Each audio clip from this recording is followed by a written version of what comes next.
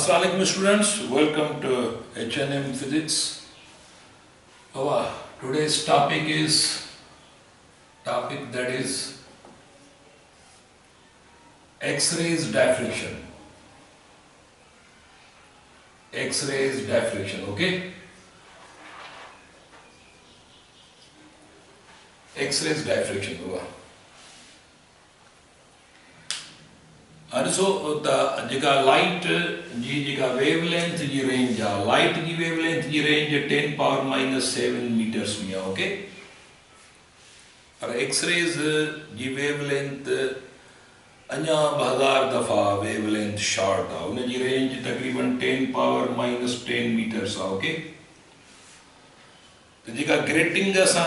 Discuss कई तो grating जी जी बाबा slits उन्हनि स्लिट्स जी ग्रेटिंग जे स्लिट्स जी स्पेसिंग विड्थ आहे तो ग्रेटिंग हुई उन जी सिल्टूं हुई एक विथी आई या एक विथी एक सिल्ट जो विड्थ आहे उहा विड्थ तक़रीबन एक रेज़र ब्लेड जे शार्प एज जेतरी आहे रेज़र ब्लेड जो शार्प एज जो जन कट ॾेई छॾियो आहे रेज़र ब्लेड जी शार्प एज जंहिंजी उहा साइज़ आहे शार्प एज जी थिकनेस आहे उहा आम लाइट जे वेवलेंथ जे एप्रोक्सीमेटली बराबरि आहे पर हाणे जेकर फ़र्ज़ु कयो हीअ ब्लेड जी शार्प एज आहे ये शार्प एज है हिन केतरी आई है विथी माना 10 पावर माइनस 7 मीटर्स में है लाइट की वेवलेंथ के करीब पर एक्सरेज की वेवलेंथ हिन ब्लेड के शार्प एज का अञा 1000 दफ़ा घट आ तो प्रैक्टिकली यो पॉसिबल ही कोने त असां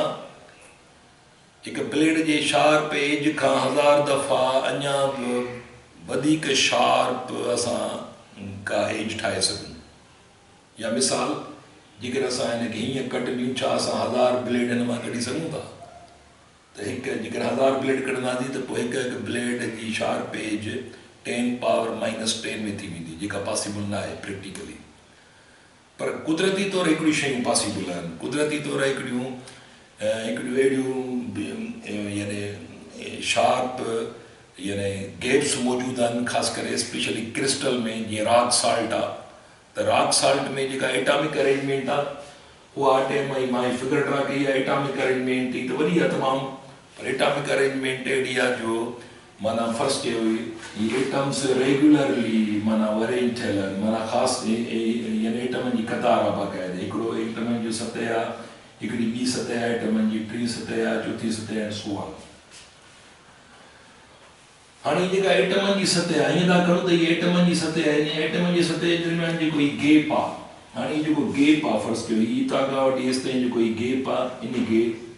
असां डी सां ज़ाहिर कंदासीं हाँ यो गैप एक्सरेज की वेवलेंथ जे एप्रोक्सीमेटली बराबरि आहे त जेॾी महिल फ़र्ज़ु कयो एक्सरेज अंदरि गुज़रंदा माना ये विथिन में था गुजरन पर केतिरियूं बारीक विथियूं आहिनि केतिरियूं ई ॼण सिल्ट आहिनि हिकिड़ियूं नेचुरली सिल्ट आहिनि ठहियल त हीअ नेचुरली हिकिड़ी सिल्टुनि जूं कतारूं आहिनि इहे त ॾिठो वियो जेॾी महिल एक्सरेज हिन मां पास था थियनि त इहे एक्सरेज रिफ्लेक्ट थी हिननि विथियुनि मां ॿाहिरि था निकिरनि हाणे ॿाहिरि निकिरी डायफ्रेक्शन था पैदा कनि पिया त हाणे रॉक साल्ट मुख़्तलिफ़ क्रिस्टल्स इस्तेमालु कया विया माना एक्सरेज जी डायफ्रेक्शन आहे तारीख़ में WH ब्रेग ॿियो WL Bragg WH Bragg and WL Bragg ये ॿ साइंटिस्ट आहे जिन जेको आहे सो बाबा हिननि ते रिसर्च कई ऐं आख़िर में हिकिड़ो फार्मूलो ॾिनो हो WL Bragg that is 2D sin theta is equal to m lambda 2D sin theta is equal हिकिड़ो मिनट 2D sin theta ये ब्रेक्स इक्वेशन है या ब्रेक्स ला 2D sin theta is equal to m lambda okay तो ये हिकिड़ो मशहूर फार्मूलो ऐं हिन फार्मूला ज़रिए तारीख़ में एक्सरेज जी जेका वेवलेंथ जेका प्रैक्टिकली बारीक तरीन मेजरमेंट ही उहा कई वई क्रिस्टल एक्सरेज डायफ्रेशन ज़रिए माना ही फार्मूलो इस्तेमाल करे एक्सरेज की वेवलेंथ मेयर कई वई एक्सरेज जो स्पेक्ट्रम वेवलेंथ मेयर कर माना स्पेक्ट्रम मेयर कर ताणी फर्स्ट कयो जेकॾहिं एक्सरेज मथा फॉर एग्जांपल ये एक्सरेज इंसिडेंट एक्सरेज आनी फर्स्ट कयो अचन था मथा ये इंसिडेंट एक्सरेज आन ये मथा अचन था बाबा ये एक्सरेज ये अंदर आई है वापस थी था वजन पे ये एक्सरेज ये वापस थी गया और कुछ एक्सरेज सरफेस का था वापस थे जाहिर या कुछ एक्सरेज की कैसे फॉर एग्जांपल ये अंदर था वापस थे क्या और एक्चुअली ये इंसिडेंट बीम ऑफ एक्सरेज ठीक है incident beam of X-rays actually ही जेका एंगल है इंसिडेंट एक्सरे ऐं क्रिस्टल जे प्लेन सां जेका एंगल थींदी एंगल हिन खे ग्लैंसिंग एंगल चइबो त glancing angle of glancing angle छा आहे बाबा या glancing angle it is an angle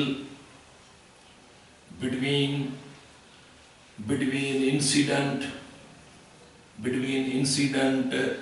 X-ray beam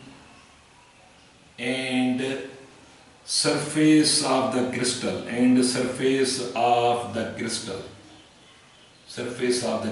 je surface incident beam साॻी crystal surface incident beam okay त इहा थी आहे glancing angle ऐं उन खां पोइ जेकर हिसाब किताब कंदासीं त असां वधीक ड्रैग वेकर में कोन था वञूं पिया हीअ ॾिसो त हिते एंगल्स थियूं ठहनि पियूं हिते एंगल्स आहिनि हाणे हीअ डी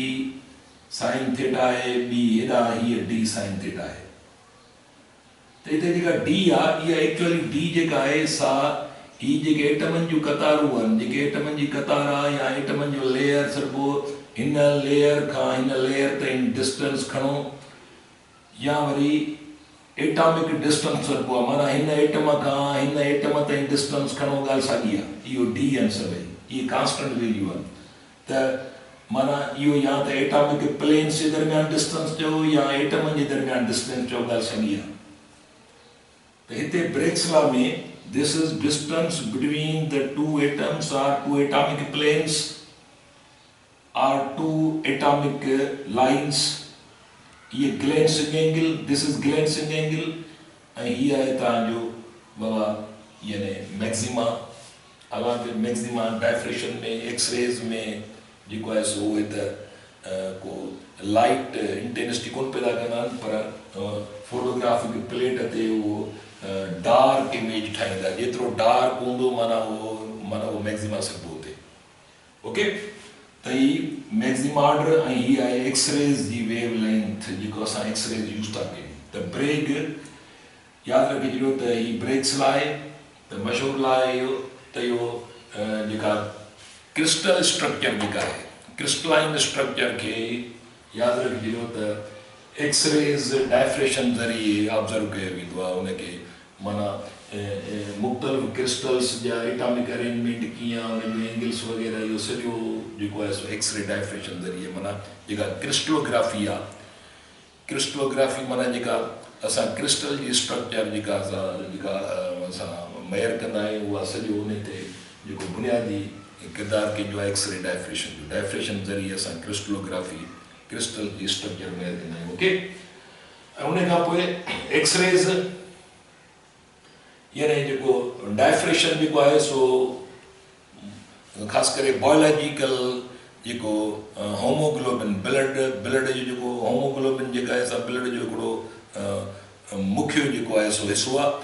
त होमोग्लोबिन जे मालिक्यूल जी स्ट्रक्चर जे लाइ बि यानी डायफ्रेशन जे ज़रिए उहा टेक्निक इस्तेमालु थींदी आहे ऐं प्लस जेका DNA जी हीलिक्स स्ट्रक्चर आहे उनखे बि ऑब्ज़र्व करण लाइ उनजी स्ट्रक्चर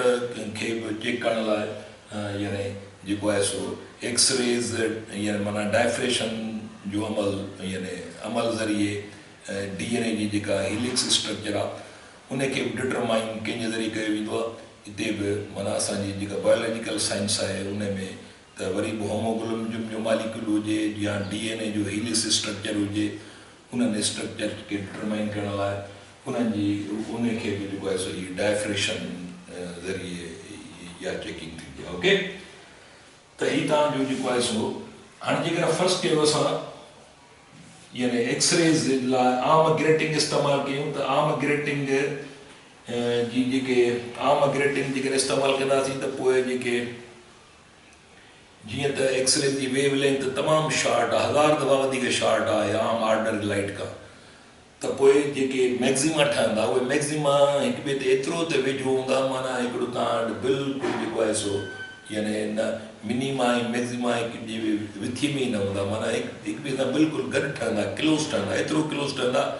जो असां आम ग्रेटिंग सां इहे असां मेयर नथा करे सघूं, ऑब्ज़र्व न करे सघंदासीं। उन लाइ असांखे अञा बि वधीक यानी हिकिड़ी बारीक क़िस्म जी ग्रेटिंग खपे, बारीक क़िस्म जूं विथियूं खपनि, उहे नेचुरली उहे जेके विथियूं आहिनि असां प्रैक्टिकल नथा ठाहे सघूं, पर नेचुरली इहे क्रिस्टल्स में मौजूदु आहिनि विथियूं, एटम उते कतारुनि में आहिनि, उते लेयर्स आहिनि, त असां अॻिते हली प्रॉब्लम में कंदासीं उहा जेको रॉक साल्ट आहे या सोडियम क्लोराइड आहे, त उन्हनि जा एटम हिक ॿिए खां केतिरो परे परे कीअं सथियल आहिनि, उन्हनि जा लेयर्स हिक ॿिए खां केतिरो परे आहिनि, त इहा बारीक क़िस्म जी मेयरमेंट असां करे सघूं था हिन एक्सरे डायफ्रेशन ज़रिए। ओके, त इहो तव्हांजो एक्सरेज जे बारे में डिस्कशन, वरी ॿिए लेक्चर में गॾु हूंदासीं। पंहिंजो ख़्यालु कजो, अल्लाह हाफ़िज़।